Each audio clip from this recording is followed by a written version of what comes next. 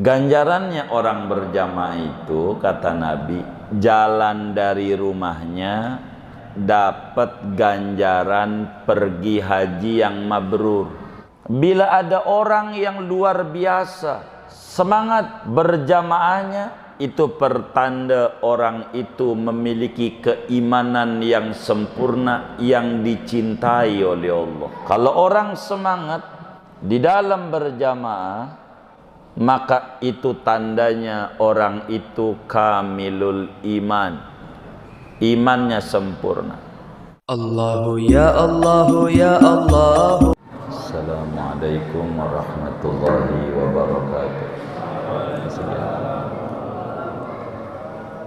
Bismillahirrahmanirrahim. Alhamdulillahi rabbil alamin. Wassalatu wassalamu ala sayyidina Muhammadin wa ala alihi wa sahbihi ajma'in. Allahumma inna nastahdika li arsyadi amrina wa zidna ilman yanfa'una. Qala al-imamul muallif rahimahullahu ta'ala, ya Ali wahai Ali, alaika lazimkan olehmu bisolatil jamaati, dengan salat berjamaah. Fa innaha indallahi kamasyika ilal haji wal umrati, maka sesungguhnya salat berjamaah itu di sisi Allah, yaitu seperti berjalannya kamu menuju haji dan umrah. Wa ma yahrusu ala salatil jamaati illa rajulun mu'minun, dan tidaklah sungguh-sungguh atas salat berjamaah melainkan oleh seorang laki-laki yang beriman, qad ahabbahullahu, yang sungguh mencintai akan dia oleh Allah subhanahu wa ta'ala. Wa ma yazhadu fiha illa munafiqun, dan tidaklah membenci pada salat berjamaah illa munafiqun, kecuali oleh orang munafik. Qad abghadahullahu, yang sungguh membenci akan dia oleh Allah subhanahu wa ta'ala. Wallahu a'lam bissawab. Segini, Bapak, Ibu, saudara-saudara sekalian, malam hari ini kajian kita masih membahas pesan-pesan Rasulullah sallallahu alaihi wasallam kepada Imam Ali bin Abi Thalib, yang tentu bagi kita semua sebagai umatnya. Kata Nabi, ya Ali, alaika bisolatil jamaati. Ali, upayakan olehmu dengan penuh kesungguhan untuk selalu salat berjamaah. Salat berjamaah itu artinya berjamaah di dalam salat. Berjamaah dalam salat itu definisinya adalah al-irtibatu bainal imami wal ma'mumi walau wahidan. Yang namanya berjamaah itu adalah menghubungkan salat si makmum dengan imam. Ada keterkaitan antara imam dan makmum. Itulah salat berjamaah. Disebut berjamaah meski meski makmumnya satu orang. Biar kata makmumnya atu, maka solat itu namanya disebut solat berjamaah, walaupun makmumnya satu orang. Apalagi kalau banyak, atu aja, maka solat itu disebut solat berjamaah. Solat berjamaah ini saudara secara hukum banyak. Hukumnya solat berjamaah ini banyak. Ada 5 hukum solat berjamaah itu. Ada fardu ain, solat berjamaah. Ada hukumnya adalah fardu kifayah. Ada hukumnya sunnah. Ada hukumnya makruh. Ada hukumnya mubah. Ini dari sisi hukum salat berjamaah. Kapan itu salat berjamaah itu fardu ain? Yaitu salat Jumat bagi laki-laki dengan ketentuannya.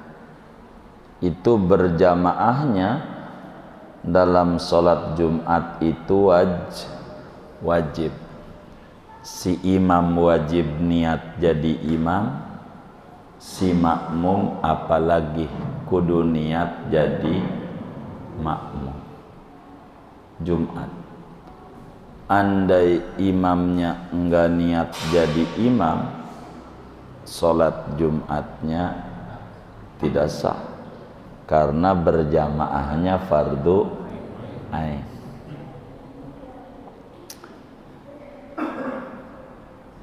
Ada solat berjamaah itu secara hukum fardu kifayah.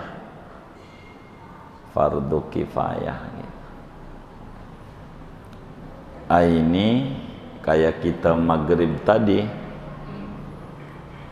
berjamaah 5 waktu di luar Jumat,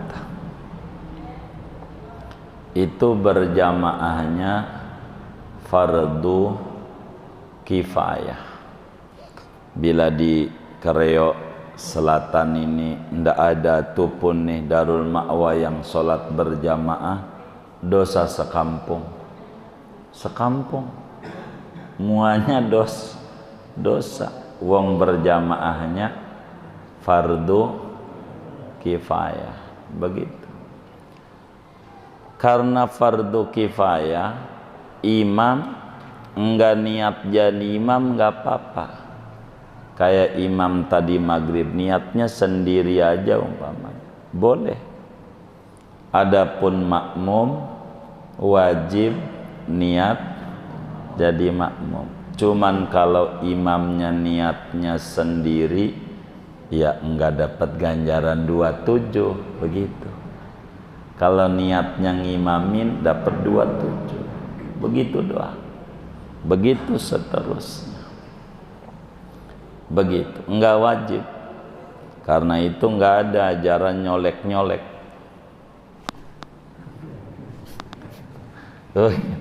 Enggak usah pakai colek-colek.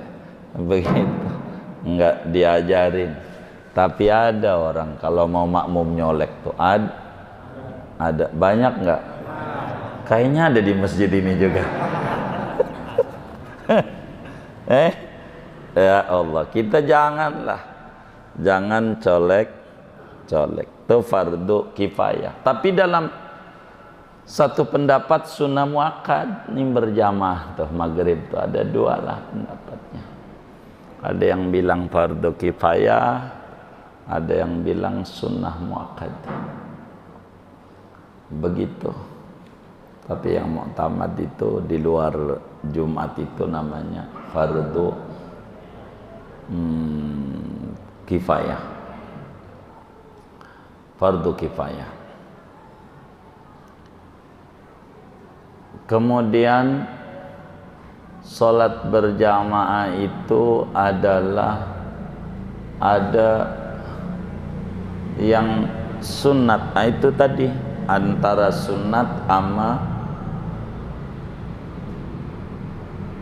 fardu kifayah. Mana nih yang sunat? Yang sunat contohnya qadha di belakang qadha. Emang kita juga telat juga nih. Sholat subuh bangunnya kesiangan. Begitu. Jam 7. Bini juga jam 7 juga. Mungkin malamnya habis main bola. Berapa ronde? Siangan. Jam 7 bangun jam 7 kan udah habis tuh. Udah habis belum tuh? Udah habis. Itu sholatnya secara berjamaah sunat. Yang qadha berjamaah dengan qadha.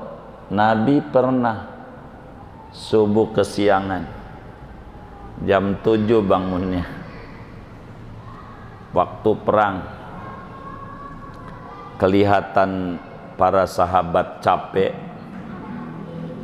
Akhirnya kata Nabi, ta'arrasna, kita nginep dulu, udah bikin kemah, rehat dulu.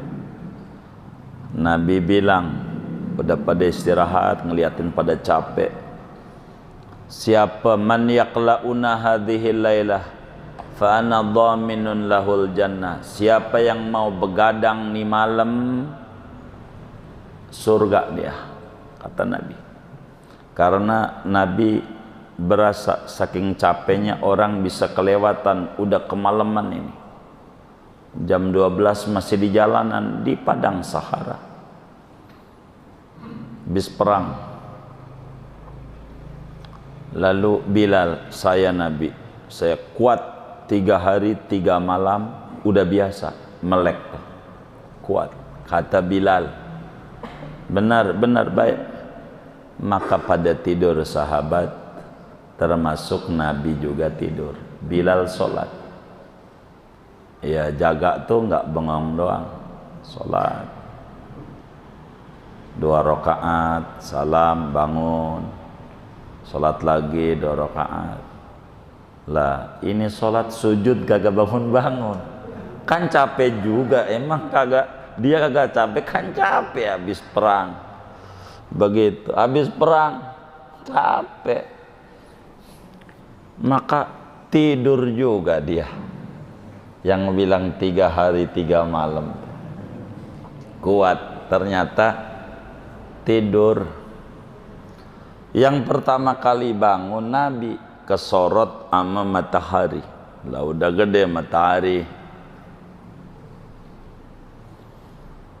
Nabi melek. Kata Nabi, aina Bilal? Bilal mana? Kalau kita nih udah kita colok-colok nih. Kalau pimpinannya kita, kan pimpinannya rahmatan lil alamin. Jadi Nabi enggak mempermalukan Bilal, enggak. Jadi Nabi melek, yang lain pada tidur lagi. Udah paling nikmat dah. Itu saut-sautan. Iramanya udah kayak dangdut aja lah. Mabok. Akhirnya Nabi bangunin Bilal. Bilal, bangun. Uca-uca. Kaget dia. Jam 7 masanya matahari. Maafin ya Rasul, saya emang kuat 3 hari 3 malam, tapi ini mah ya Allah, saya nggak tahu. Kata Nabi, nggak usah, bangun yang lain. Gitu. Bangun yang lain. Bangun. Karena nggak ada air, jalan. Nyari air. Maka kemudian kira-kira tanggal 8 dapatlah air sumur. Wudu. Adzan Bilal adzan.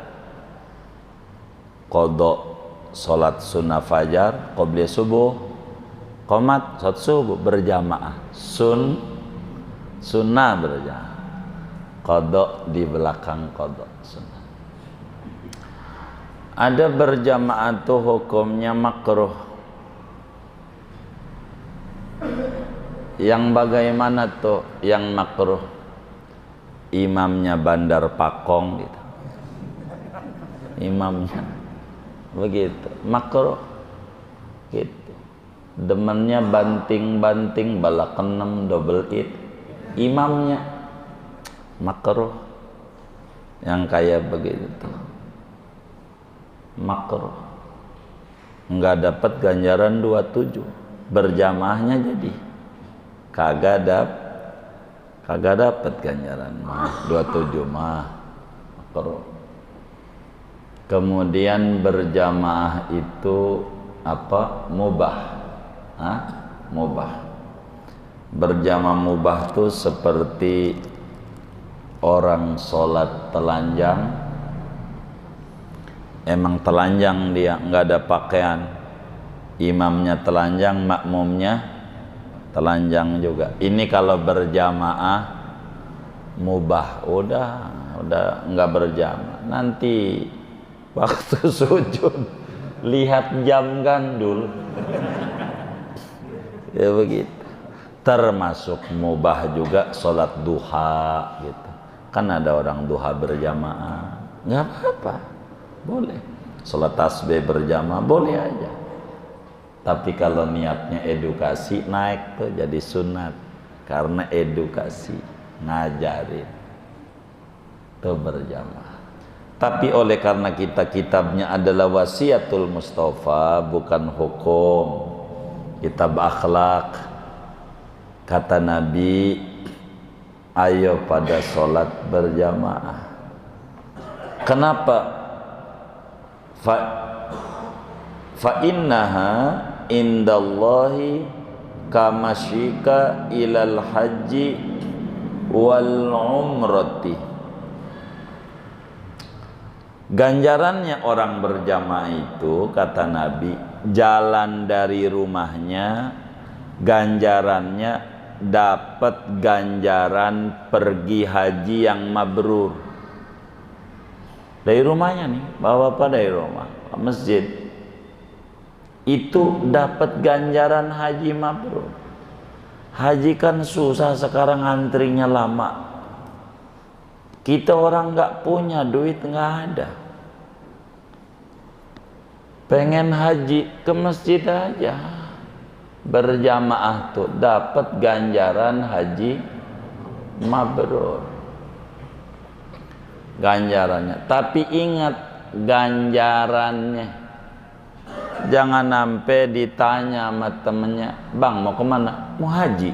Labbaik Allahumma labbaik. Ini dikata sejak kapan ini? Kalau sampai dia kayak begitu, dikata sejak kapan dia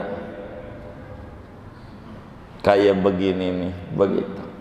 Bahkan dalam hadis riwayat Imam At-Tabarani di dalam kitab Mu'jamnya dari jalur Sayyidina Anas bin Malik radhiyallahu ta'ala anhu, kata Nabi, man masya fil jama'ati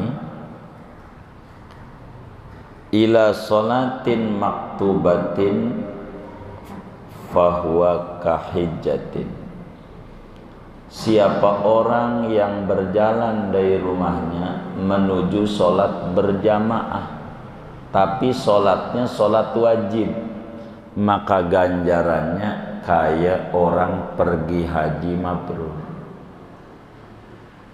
Tapi waman masa fil jamaati ila sholatin nafilati fahuwa ka umratin. Siapa orang yang berjalan dari rumahnya menuju sholat sunnah berjamaah kayak tarawih gitu, yang berjamaah sholat id itu ganjaran berangkatnya kayak orang pergi umroh yang mabrur. Jadi kalau ganjaran haji, kalau sholat wajib, kalau sholat sunnah yang dikerjakan secara berjamaah kayak Id, istisqa, gerhana, maka itu ganjarannya kayak orang pergi umroh. Jadi gede ganjarannya, berjamaah tuh besar ganjarannya. Apa hikmahnya di dalam berjamaah ini? Hikmahnya diajarkan berjamaah itu supaya yang tidak ngerti bisa belajar kepada yang mengerti cara sholat. Begitu. Jadi sehingga yang tidak mengerti pelan-pelan bisa sholat juga. Ini berjamaah. Di samping itu, sholat kita orang ini beda-beda, saudara. Enggak sama, karena tergantung keilmuan. Maka dengan berjamaah tuh, yang sholatnya rada kurang ditutup menjadi sempurna. Walaupun sholat kita kurang karena borongan, jeruk busuk kumpul sama jeruk bagus, harganya sama. Maka kita sholat kurang ngerti tuh, dengan berjamaah ganjarannya sama yang ngerti, sehingga enggak ada istilah sholat kita kurang karena ketutup oleh sholat berjamaah, disebutnya borongan.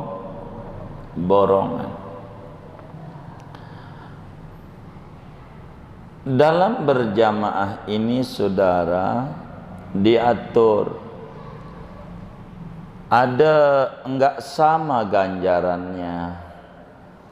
Ada namanya fadilah berjamaah, ada namanya fadilah takbir bersama imam, ada namanya fadilah rokaat, nilai plus rokaat. Mana fadilah berjamaah? Fadilah berjamaah itu dapat ganjaran 27 derajat. Mana fadilah berjamaah? Fadilah berjamaah itu bisa didapat oleh makmum ganjaran 27 asal imam belum salam, walaupun dia belum duduk, baru takbir doang imam salam. Usolli, imamnya tasawuf akhir salat isya, kita masuk masjid, usolli fardul insya dan makmuman Allahu Akbar, baru juga pengen duduk, imamnya assalamualaikum warahmatullahi, assalamualaikum, belum duduk. Ini orang dapat ganjaran 27.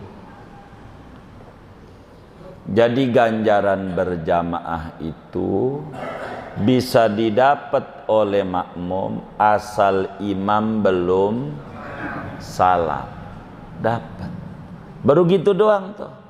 Apalagi saudara dapetin tasyahud akhir, apalagi saudara dapetin serakaat 2 rakaat, apalagi dari pertama. Pokoknya 27 tuh patokannya, yang penting imam belum salam. Samakah yang 27 yang di ujung ini sama yang dari awal? Sama 27, cuman belakangnya yang beda. Ada 27.000, 2700, 27 perak. Kalau yang model begitu tuh 27 apa? Iya. Tapi 27 juga begitu, enggak geser, cuman beda 0 begitu, enggak sama tentu. Ada namanya fadilah takbir bersama imam, ini gede. Kata Nabi dalam hadisnya yang sahih, Imam Tirmidzi riwayatkan di dalam Sunan Tirmidzi dari Sayyidina Anas bin Malik radhiyallahu taala anhu, kata beliau, qala Rasulullah sallallahu alaihi wa alihi wa sahbihi wasallam, man shalla arba'ina yauman, man shalla arba'ina yauman fi jama'atin la yafutuhu at-takbiru ma'al imam kutiba lahu bara'atani, bara'atun minan nifaqi wa bara'atun minan nar. Siapa orang yang sholat 40 hari kagak putus, 40 hari kagak putus, sholat berjamaah 40 hari, bukan 40 waktu, 40 hari. Zuhur, asar, maghrib, isya, subuh berjamaah, tidak ketinggalan barang takbir pertama dengan imam, enggak. Imam Allahu Akbar, dia Allahu Akbar di belakangnya, artinya ikut baris dalam berjamaah. Imam Allahu Akbar, dia juga takbir selama 40 hari kayak begitu tuh. Maka diberikan 2 kebebasan, terbebas dari sifat munafik dan terbebas daripada jilatan api neraka. Yang sholatnya 40 hari enggak putus, enggak bakalan masuk neraka, walaupun dulunya perilakunya runyem, kalau didongengin enggak enak dah, udah kusut kalau dongengin. Tapi 40 hari 5 waktu, jadi 5 kali 40 200 waktu, bener nggak? 200 waktu enggak putus, enggak bakalan masuk neraka, enggak putus. Jadi pokoknya jam 12 dohor, tengah 12 udah di masjid, begitu, enggak bakalan. Saking gedenya berjamaah ganjarannya. Sebetulnya banyak aturan berjamaah, syarat sah berjamaah adalah yang ngilangin ganjaran 27 juga banyak begitu. Tapi bagiannya sama guru yang ngajar fikih aja, kan kita mau bagiannya hadis, ya kan? Iya, jadi saya nerangin fadilah aja dah, begitu berjamaah tuh. Orang dulu di sini dijelaskan, wa ma yahrusu ala salatil jamaati illa rajulun mu'minun qad ahabbahullah.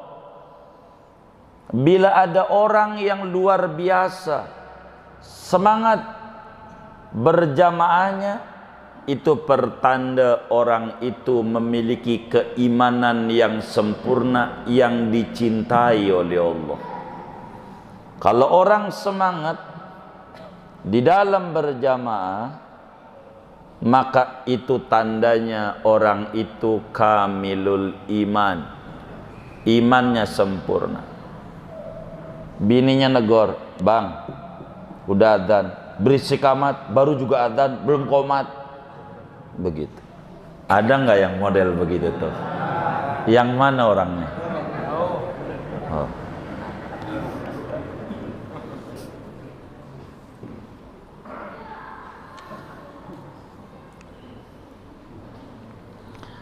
Bahkan saudara, Sayyidina Umar bin Khattab radhiyallahu ta'ala an pernah satu hari diganggu oleh orang, mau ke masjid berjamaah, dibilangin, Umar, kebunmu ada kebun kurma, ada yang malingin, sedang udah mau matang kurmanya, ada yang mau nyolong tuh, saya dari sono, kayaknya ada yang masuk. Jadi mau ke masjid, ora jadi, balik ke kebun. Dilihat di kebun enggak ada, enggak ada yang nyolong, enggak ada orang. Balik ke masjid, udah salam nabinya. Apa kata Sayyidina Umar? Kebun kurma saya yang siap panen, yang luasnya sehektar, saya wakafin buat orang fakir miskin untuk menebus kesalahan saya ninggalin berjamaah sewaktu. Orang yang imannya sempurna kayak begitu. Kira-kira kita punya tanah nih di Kereo sehektar, berapa tuh duitnya? Mengyang? Banyak ya, karungan ya. Waduh, itu tanah sehektar sama harga berjamaah, itu di mata kaum salafus soleh masih mahalan berjamaah. Ampe tanah sehektar cil, gara-gara begitu. Kalau kita boro ampe kayak gitu, nyesel aja kagak. Bener nggak? Udah begitu ngaku ahli surga lagi. Ya Allah, astagfirullahaladzim, astagfirullah. Belum, jauh. Bukan antara langit dan bumi, antara langit dan sumur. Sumur kan daleman ya, jauh banget dah jaraknya. Itu kebun lo sehektar, siap panen lagi. Bukan tanah kosong doang, ada isinya. Disedekahin buat menebus kesalahan gara-gara ketinggalan berjamaah. Ada nggak di Kreo kayak begitu tuh? Banyak, alhamdulillah. Alhamdulillah. Iya. Ambil kayak begitu. Ada lagi tokoh tabi'in. Satu waktu ketinggalan daripada sholat Isya. Sholat Isya ketinggalan. Karena dia dengar bahwa berjamaah itu nilainya 27 kali lipat dibanding sholat sendiri. Dibanding sholat sendiri 27. Imam Ubaidillah namanya, dia bilang, gara-gara 27 maka saya sholat Isya 27 kali salam,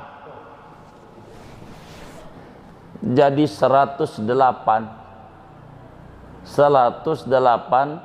rokaat. Udah 4 rokaat salam, diri lagi, ulang lagi, sampai 27 kali salam, saking biar dapat ganjaran berjamaah.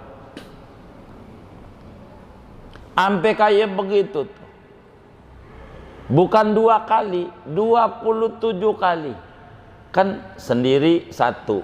Kalau berjamaah 27. Jadi sehingga sendirinya sampai 27 kali biar sama. Sampai ada yang kayak begitu. Di Kreo ada kayak begitu. Ada banyak, alhamdulillah. Itu sesudah 27 kali itu, malam itu beliau tidur ngimpi ada rombongan barakuda naik kuda, rombongan. Maka dia pun juga naik kuda pengen nyusul sama rombongan. Dikejar-kejar enggak ketemu bareng, dikejar padahal dia kudanya paling cakep, enggak kebalap-balap dalam mimpi itu. Sampai dia lelah, capek, padahal kelihatan santai, kok enggak bisa. Lalu dibilangin ada orang datang, apa? Aduh saya pusing, ngebalap itu aja biar barang enggak bisa. Ya mana bisa, sebabnya kamu tidak berjamaah sholatnya, enggak bisa bareng dia. Tapi saya 27 kali. Mana dengar amin bareng imam waladhdallin. Amin. Enggak dapat. Enggak bakalan nemu. Mana doa kunut bareng imam amin. Enggak nemu amin. Maka enggak bakalan kebalap salat sendiri biar ente bukan 27 kali. Biar ente sampai 100 kali diulangnya. Enggak sama dengan berjamaah. Begitu. Maka orang yang sungguh-sungguh berjamaah meski ama bini, makanya sianan yang bujangan. Ada bujangan nggak ini? Nggak ada.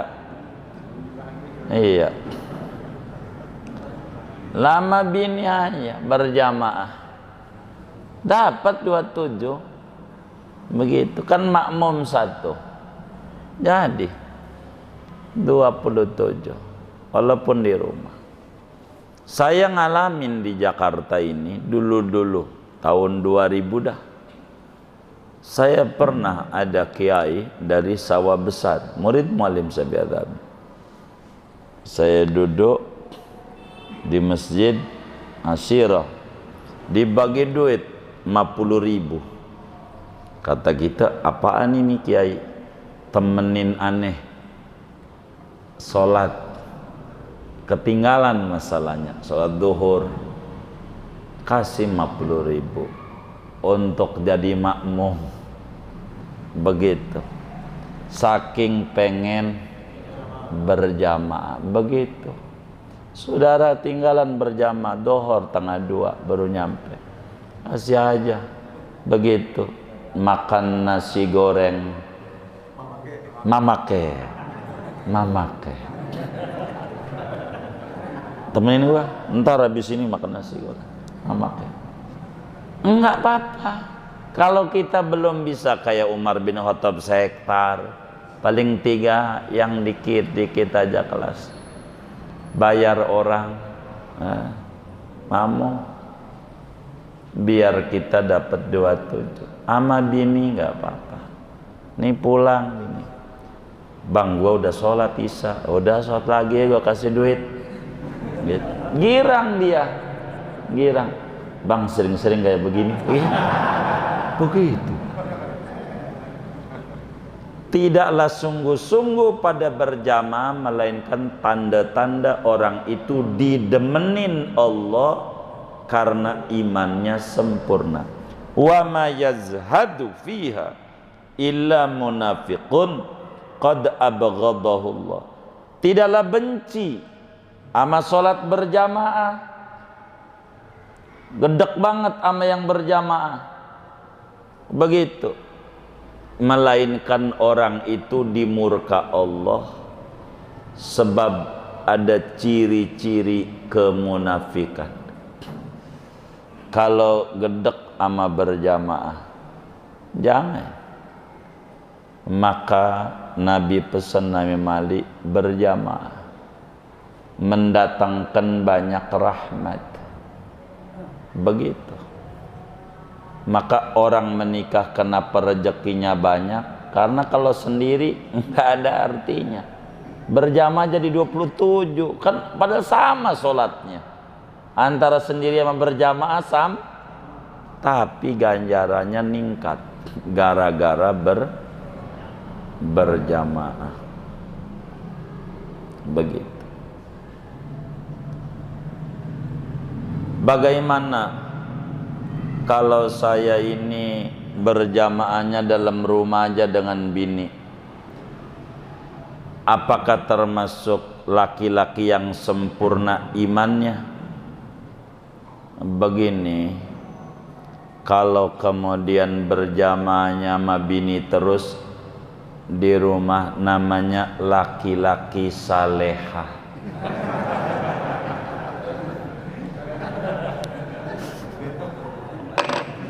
Jangan dicatat dong.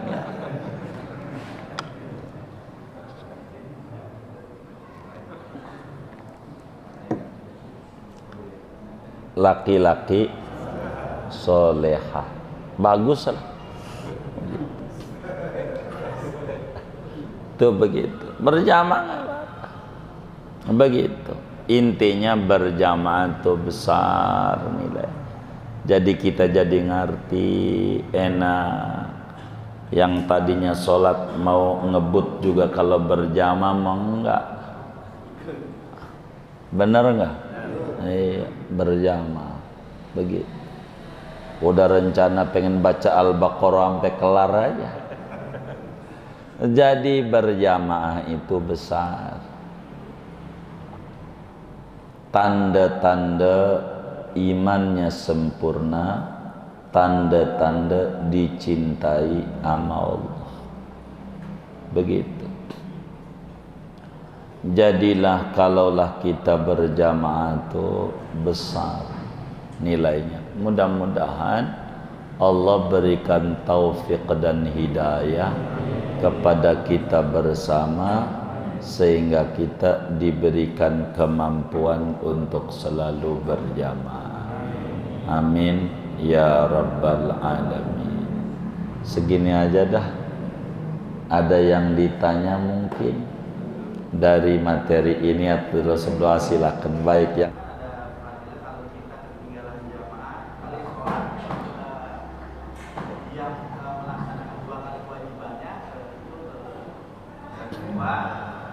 Jadi kalau misalnya kita di sholat wajib di tahiyat akhir ini kita lupa tak bangun.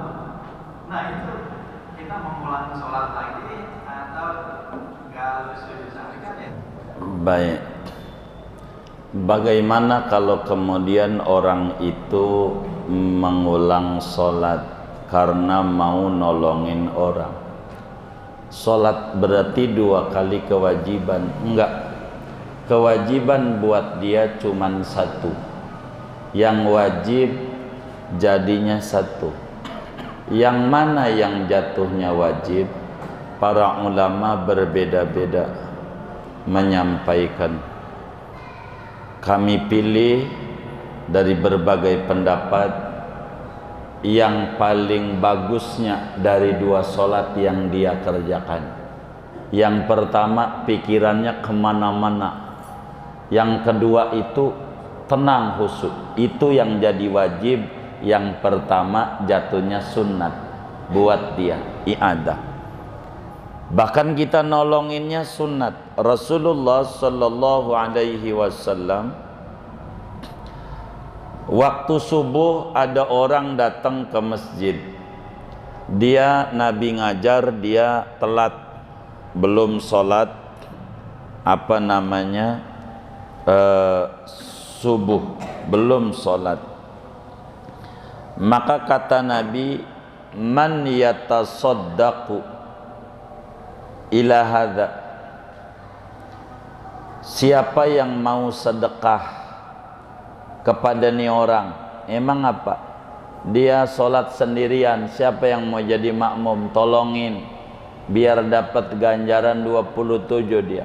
Ada yang ngacung, anak ya Rasulullah.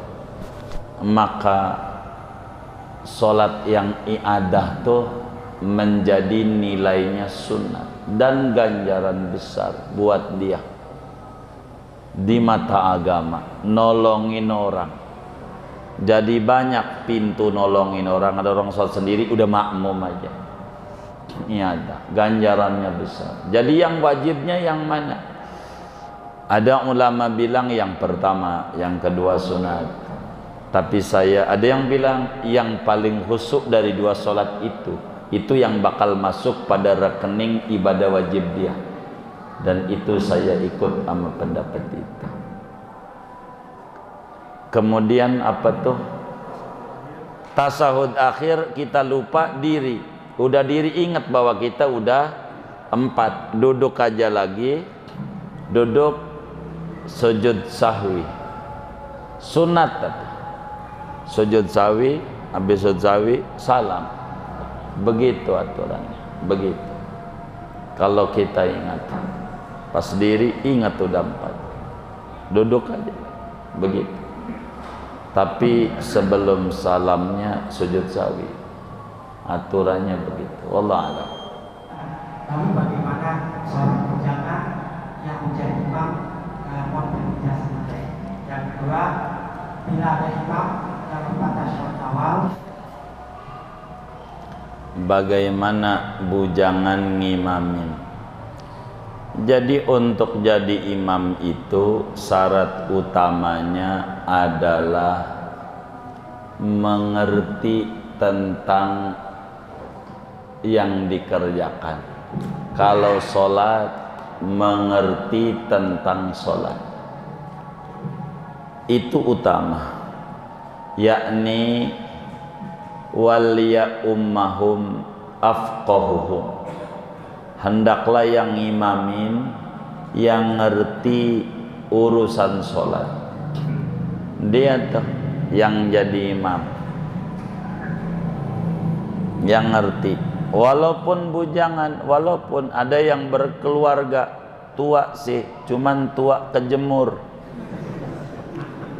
Begitu. Ya tua doang katanya ya kan. Hendak ngerti urusan sholat, biarin ya. Bujangan nggak apa-apa, muda nggak apa-apa, ngimamin. Enggak mesti kudu tua, enggak, tapi harus ngerti. Jadi jangan mau kita disupirin orang yang punya SIM tapi nggak bisa nyupir. Kan ada ya? Iya. Jangan nabrak nanti. Artinya ngerti dulu. Ngerti. Udah ngerti, imamnya ngerti, makmumnya ngerti. Cari kelebihannya. Yang atu udah nikah, yang atu belum. Maka yang udah nikah jadi imam karena punya 2 kelebihan, ngerti juga, menikah juga. Imamnya udah nikah, makmumnya udah nikah, ngerti juga, sama. Cari lebih. Ada salah satunya bininya 2, yang satu bininya 1. Maka yang bininya 2 jadi imam, yang bininya tuh jadi makmum, karena dia punya 3 kelebihan, ngerti juga, menikah juga, iya bininya 2 juga, begitu. Jadi harus berurut, jangan potong dari situ, dari awal dulu, ngerti dulu. Ada bujangan ngerti suruh imamin dah, begitu, nggak apa-apa. Bujangan, daripada yang tua nggak mau juga mundur-mundur, lagi juga kaderisasi, nggak apa-apa, biarin begitu. Cuman kalau bujangan ini lagi sholat mikirin cewek mulu, sama juga yang udah nikah juga.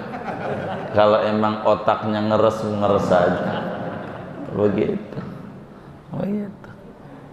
Tuh begitu. Jadi dilihatnya, enggak langsung ini bujangan, enggak apa-apa. Ada sahabat Nabi umur 7 tahun ngimamin orang sekampung. Emang dia ngerti urusan sholat ngaji sama Nabi? Kampungnya ngerti. 7 tahun. Kalau kita sih kalau 7 tahun jarang tuh di kampung kita mah. Boleh, gak apa-apa, asal ngerti gitu. Kalau nggak ngerti jangan. Dia ngimamin kita, dia pergi main gundu. Kasih kita siapa ini? Kagak ngerti ya kan? Ngertilah. Demikian, wallah alam. Apa itu? Yang keduanya? Baik. Tasyahud awal adalah sunnah ab'ad. Bila kemudian si imam lupa tasyahud awal, bila udah masuk kepada rukun tuh berdiri, maka haram balik lagi. Kita lupa nih tasyahud awal, lalu diri itu rukun sholat, namanya udah masuk wajib. Kalau udah diri kagak boleh si imam duduk lagi. Kalau duduk lagi batal sholatnya. Kalau supirnya masuk jurang, penumpangnya ikut. Jadi kalau imamnya diri aja ada penumpangnya. Begitu, ikut diri. Nanti sebelum salam sujud sahwi. Begitu. Jangan disuruh duduk nih, makmum gak ngerti. Subhanallah, subhanallah. Imamnya ini berisik amat, gue duduk juga dah. Jadi diulang dari awal salatnya. Begitu. Jangan. Itu dilihat. Itu begitu aturannya. Wallahu a'lam. Iya baik dah. Syarat-syarat atau penyebabnya terjadi mufaraqah, maksudnya penyebab kita melakukan mufaraqah. Enggak ada penyebab aja boleh, kecuali Jumat ada aturannya yang wajib. Ini kita baru juga takbir, ikut dia imam, enggak jadi dah sholat sendiri aja, ya boleh, sholat sendiri aja. Enggak apa-apa. Cuman mesti yang harus ditanya tuh barangkali begini, bagaimana dengan mufaraqah tapi tidak ngilangin ganjaran 27? Mungkin begitu yang paling enak ditanyanya. Kalau ngomong mufaraqah dari awal udah boleh, orang sholat sendiri aja boleh, begitu, enggak apa-apa, boleh saja mufaraqah, enggak apa-apa. Kecuali Jumat, mau faraqahnya kudu 1 rakaat, nggak dapat serokat nggak boleh dalam aturan bab Jumat. Kalaulah kemudian itu mufaraqah tuh ada yang uzur, ada yang tidak uzur. Yang uzur tuh bagaimana? Yang mufaraqah uzur, begitu imamnya duduk tasawuf awal, kita diri, gua udah diri. Padahal dia sih diajarin juga, duduk juga. Gua udah kadongan, ibu mufaraqah ya. Begitu. Jadi banyak. Kalau mufaraqah itu dengan uzur, kayak contoh aja. Tadi itu uzur, imamnya diri tasawuf awal, diri. Ada makmum subhanallah, lah imamnya kagak ngerti duduk. Nah kita buru-buru mufaraqah enggak apa-apa.